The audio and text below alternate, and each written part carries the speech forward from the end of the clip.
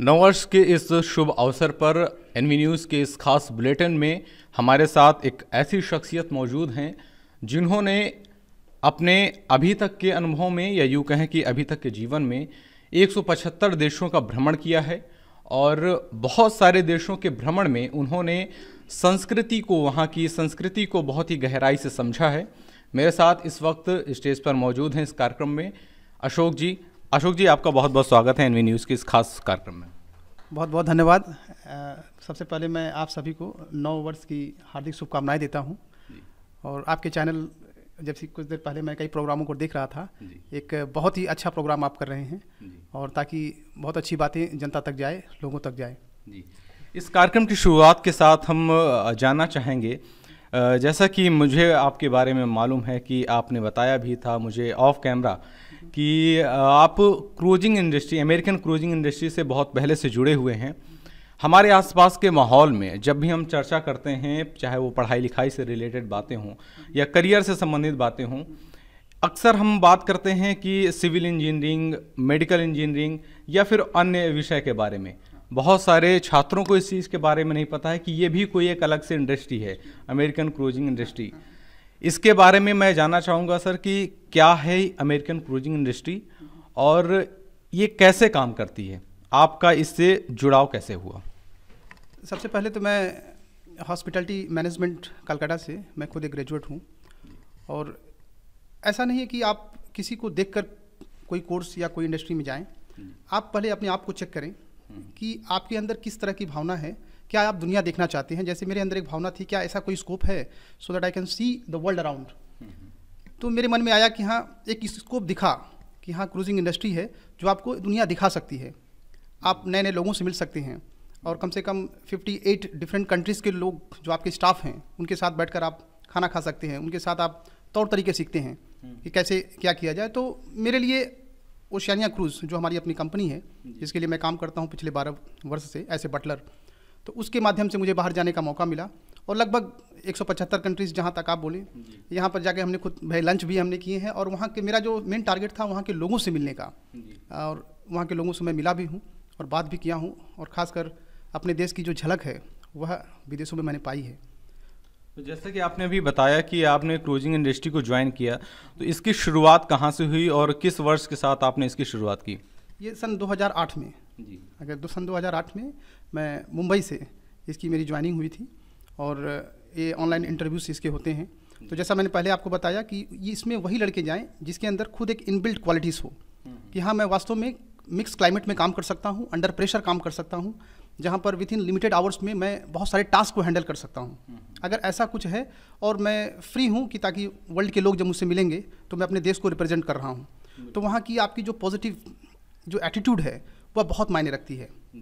तो ये सब मैंने खुद ही अपने अंदर देखा कि भाई ये है मेरे अंदर, तो मैं वास्तव में ज्वाइनिंग किया।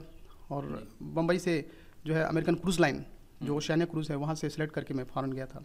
पहला ज्वाइनिंग मेरी मियामी यूएस में हुई थी। आगे हम इस पर और भी चर्चा करेंगे कि क्रूजिंग इंडस्ट्री को ज्वाइन करने के बाद और कई देशों के भ्रमण में आपने भारतीय संस्कृति को किस तरीके से परखा।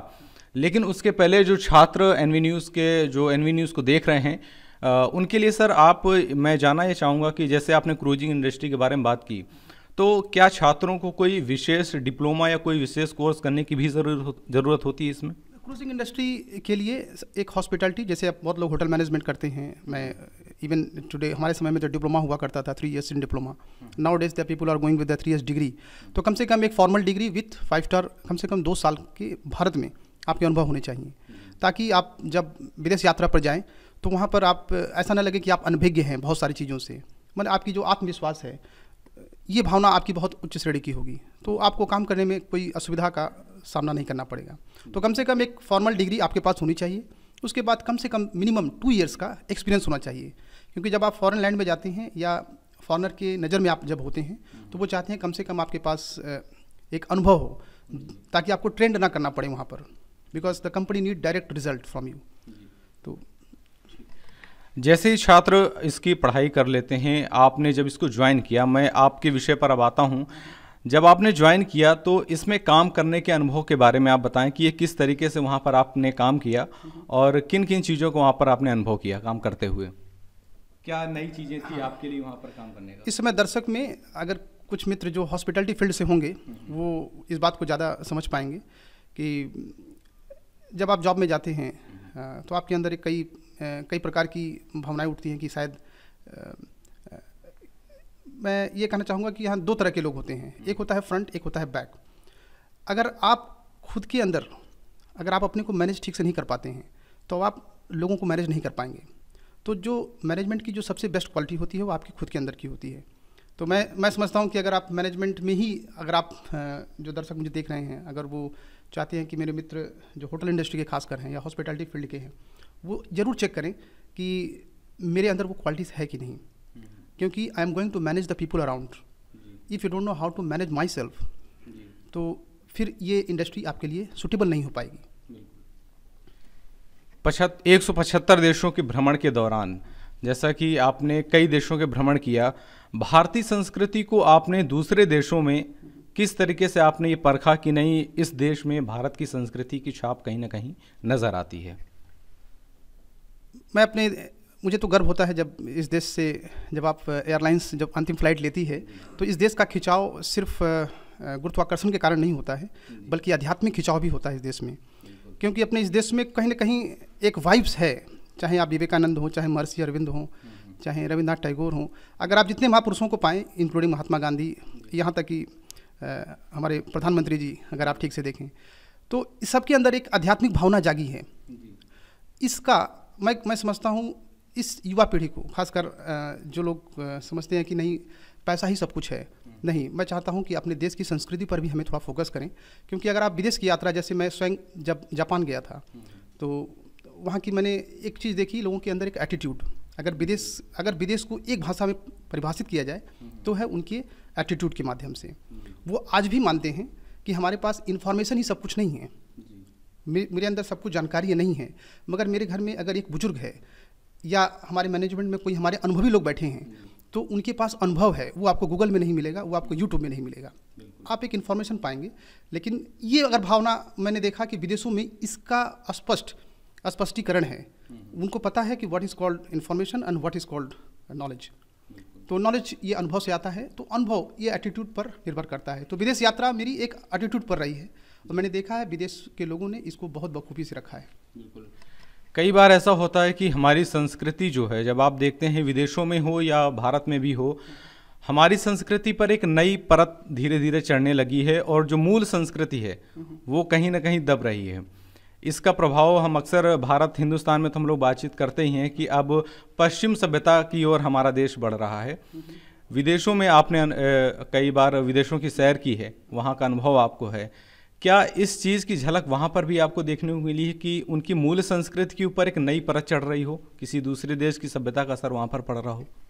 ऐसा मैंने देखा है, खासकर यहाँ तक अगर आप फिजी में चले जाएं, एक आइलैंड है फिजी है, आप जानते होंगे, यहाँ तक कि आप लॉस एंजलिस चले जाएं या जापान में, खैर अपना देश तो बुद्धिस्ट की एक मानी जानी है, तो बुद्ध का बहुत झलक आपको विदेशी यात्राओं में मिलेगा।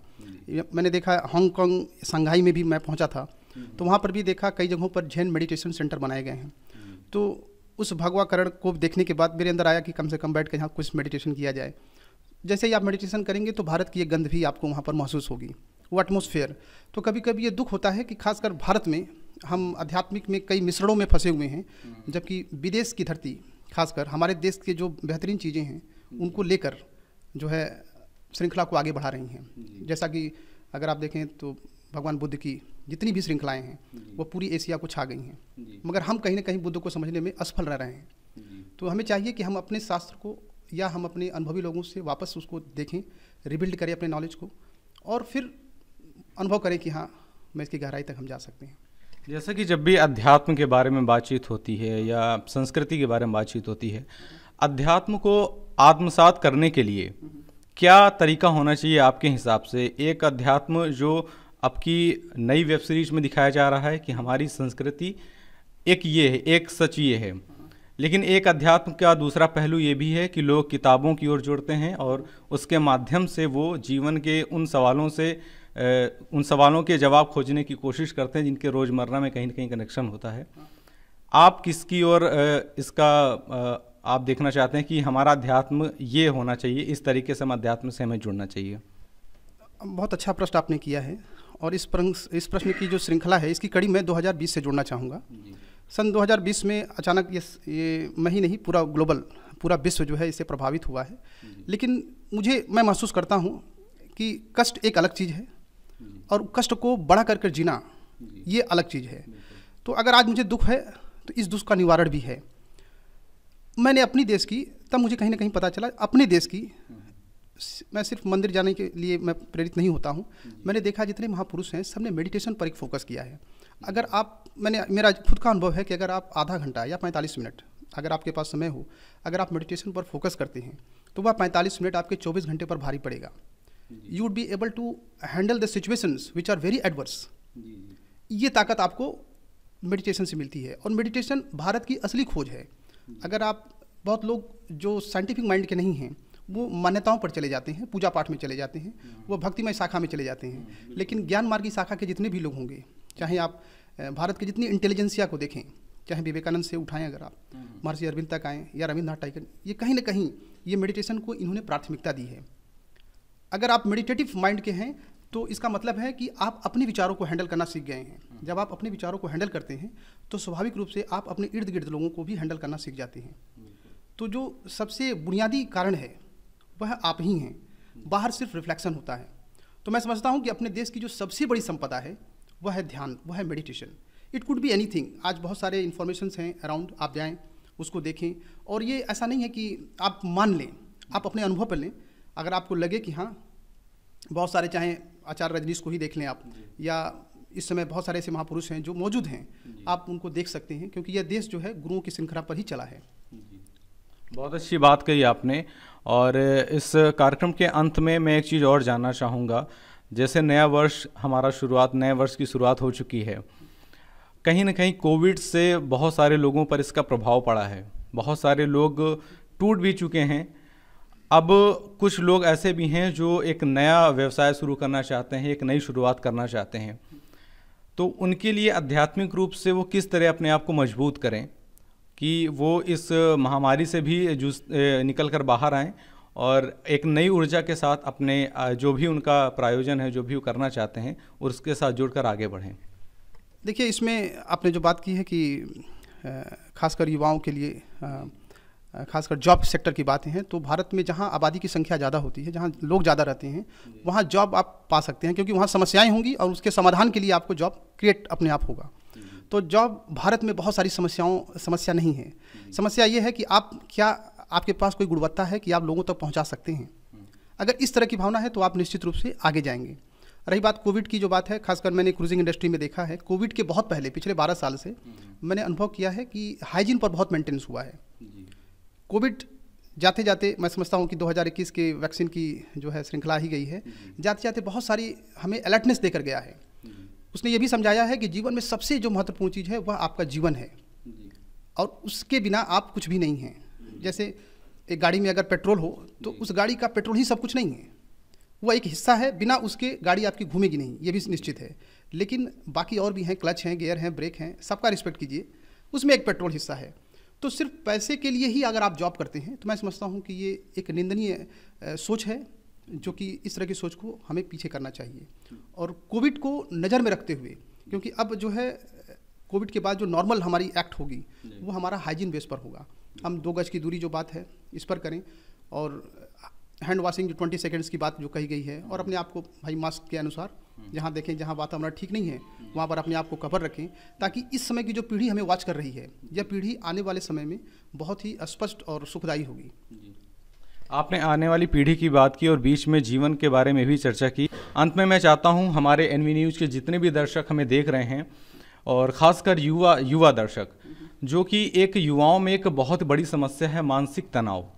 कहीं ना कहीं चाहे वो अपने लक्ष्यों को जब प्राप्त नहीं कर पाते हैं तो तनाव में चले जाते हैं, या अपनी कमियों को नहीं सुधार पाते हैं और फिर वो तनावग्रस्त होते हैं, उससे कई बार वो गलत कदम भी उठा लेते हैं।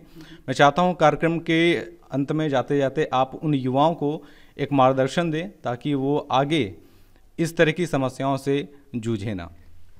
मैं ये कहना चाहूँगा अपने मित्रों को कि समस्या स्ट्रेस कुछ भी नहीं है। ऐसा नहीं है कि आप स्ट्रेसफुल हैं। अपने जीवन में खासकर कुछ अच्छी आदतें डालें। कहते हैं कि रईस आदतें इंसान को रईस बनाती हैं, अच्छी आदतें इंसान को अच्छी बनाती हैं।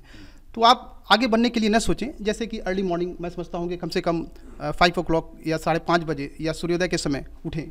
मैं भी जीवन में नहीं ज़्यादा करता था, मैंने बाद में महसूस हुआ कि सूर्य नमस्कार बहुत ही पावरफुल इस देश की एक्टिविटीज़ है।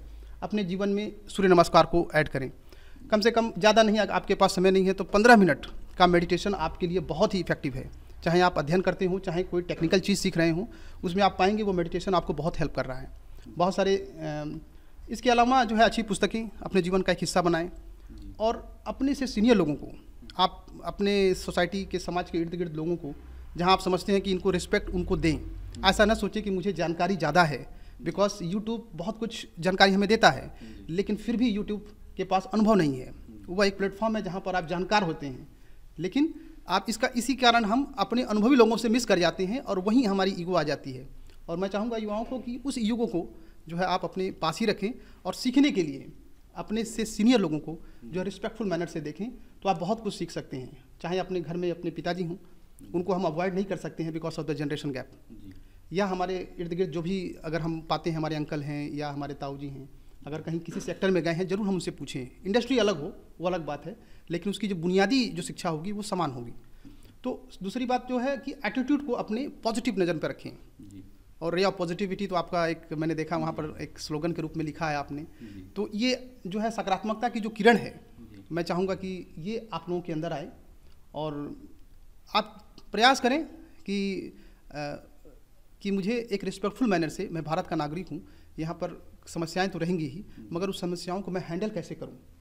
नहीं आता है तो अपने से सीनियरों से ज़रूर पूछें। और अच्छे मैनेजमेंट बुक्स जो हैं, अब अच्छे मोटिवेशनल स्पीकर हैं अभी, उनको भी थोड़ा बहुत आप फॉलो करते रहें। और मैं समझता हूँ कि यही एक ऊर्जावान क्षेत्र है जो आप आगे बढ़ सकते हैं। जी, बहुत बहुत शुक्रिया सर। आपने इस कार्यक्रम के तहत एनवी न्यूज़ के सभी दर्शकों को बहुत ही अच्छी बातें बताई और मुझे लगता है कि अगर एनवी न्यूज़ के सभी जितने भी दर्शक हमें इस वक्त देख रहे हैं, अगर वो इसे अपने जीवन में अपनाते हैं तो उन्हें ज़रूर उनकी समस्याओं से उनको निवारण ज़रूर मिलेगा। बहुत ही अच्छा लगा सर आपसे बातचीत करके। हमारे इस कार्यक्रम में अपना समय देने के लिए बहुत बहुत शुक्रिया। बहुत बहुत धन्यवाद और सभी मित्रों को नए वर्ष की शुभकामनाएं फिर से।